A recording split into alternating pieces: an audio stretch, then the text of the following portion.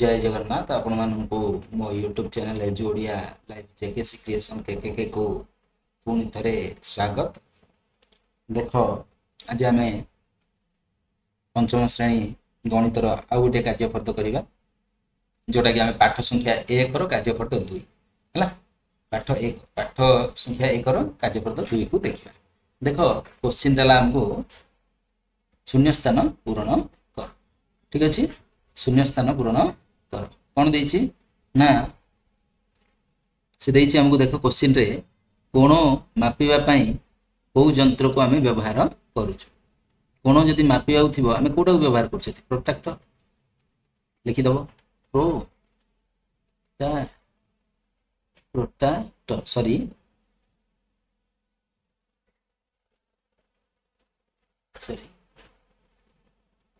है ठीक है। देख गोटे मिनट हाँ कौन लिख प्रोट्रैक्टर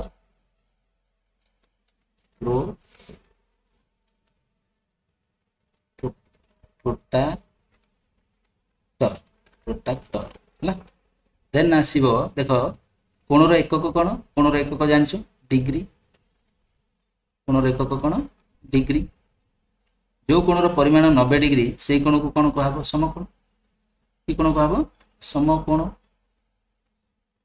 ठीक अच्छे समकोण तापर देछि समकोण ठारू बड़ कोण को कौन कहबा समकोण ठारू जदि बड़ हला 90 डिग्री अधिक हले एटा कि कोण स्थूल कोण।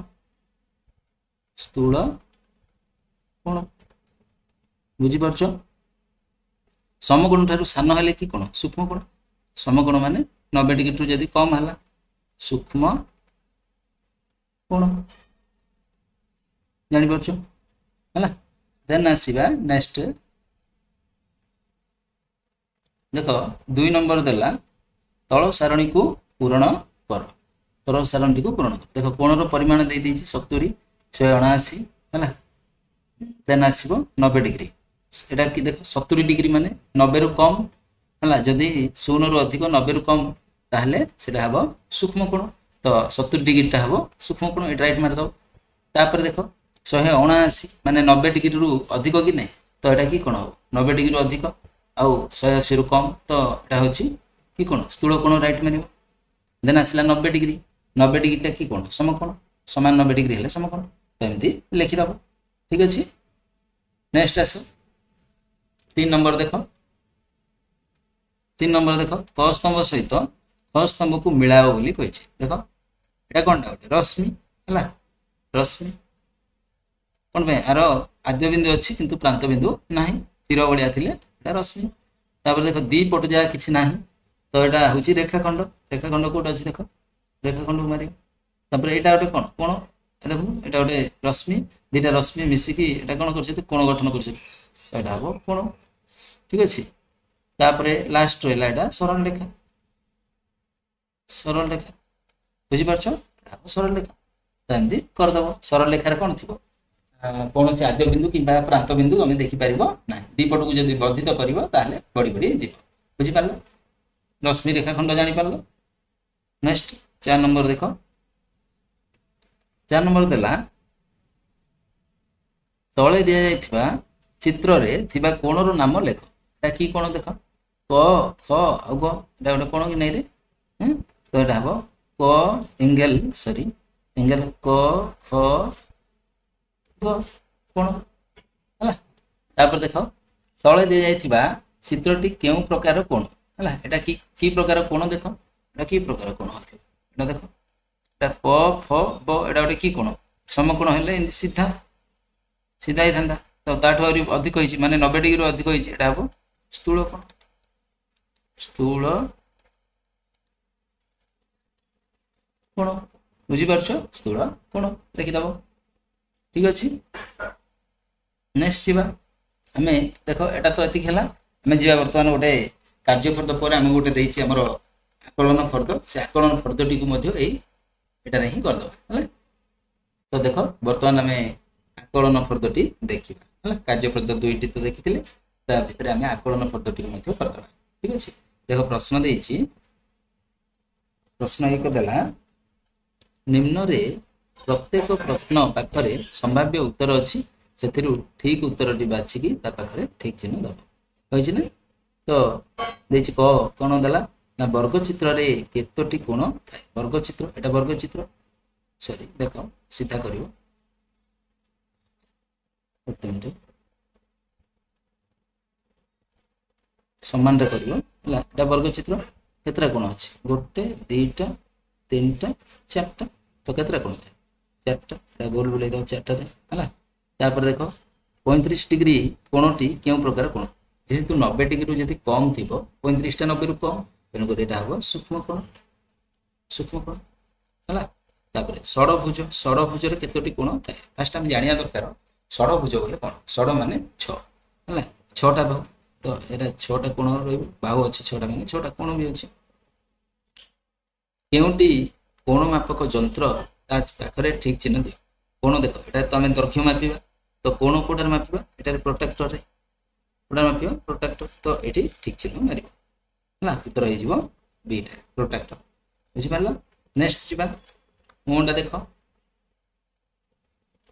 दला गोटिए कोण रे केतोटी बाहु थाए केतरा बाहु थाए गोटे कोण देखो जदी गोटे कोण सृष्टि होबो ता गोटे कोण सृष्टि हला तो केतरा बाहु ये गोटे बाहु केतरा दुईटा तो दुई हबो उत्तर एही चित्रटीर नाम कौन एटा देखो तीन टा बाहु अच्छी तीन टा कोण अच्छी ना लगे ना तीन टा शीर्ष बिंदु अच्छी एटा को त्रिभुज है निम्न रे कोण गुड़िकर माप मध्यरु केउ कोणटी स्थूल कोण माने कौन 90 रु अधिक समकोण रु अधिक होइतिबो 90 रु अधिक तो 91 एटा हबो उत्तर तापर देखो निम्न चित्र गुड़िक मध्यरु केउ चित्रटी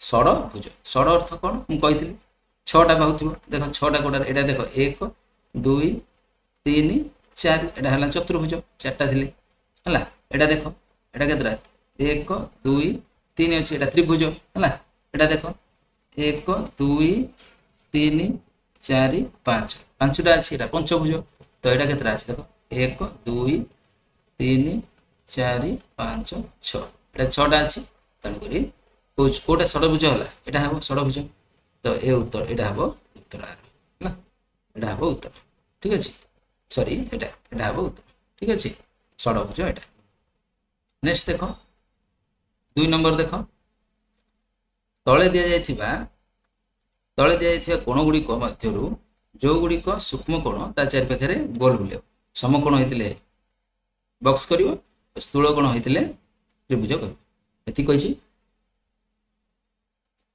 तो 25 डिग्री टा कोनडा उठे सूक्ष्म कोण कोन करियो से कहिछि गोल कर दियो हला तापर 90 डिग्री टा उठे समकोण कोन कहिछि घर करियो हला बा हमको स्क्वायर बॉक्स रखियो 105 रा उठे की कोन स्थूल कोण को त्रिभुज रखियो ताको त्रिभुज करियो बुझि परछो 124 टा मध्ये त्रिभुज करियो कारण एटा हले स्थूल कोणडा हला तापर देखो 60 डिग्री टा उठे की कोण सूक्ष्म कोण 90 रु कम तन कर एटा कम करियो गोल करियो तापर 179 टा मध्ये 180 रु कम एटा उठे स्थूल कोण एटा त्रिभुज करियो बुझि पारलो तापर 82 टा उठे कोण 90 रु कम एटा उठे सूक्ष्म कोण एटा गोल करियो बुझि पारलो 155 टा 90 रु अधिक तो एटा उठे की कोण स्थूल कोण एटा को त्रिभुज करियो बुझि पारलो एंती सब करि पारियो ठीक अछि ये थिला हमर आकर्ण पाठ संख्या 1 रो आकर्ण फर्द कार्य फर्द 2 पर एटा हम देखिले आकर्ण फर्द एंती जदि नवा वीडियो देखियो चाहबो ताला हम चैनल को लाइक शेयर और सब्सक्राइब कर कंप्लीट कर जमर भेट हो जय जय।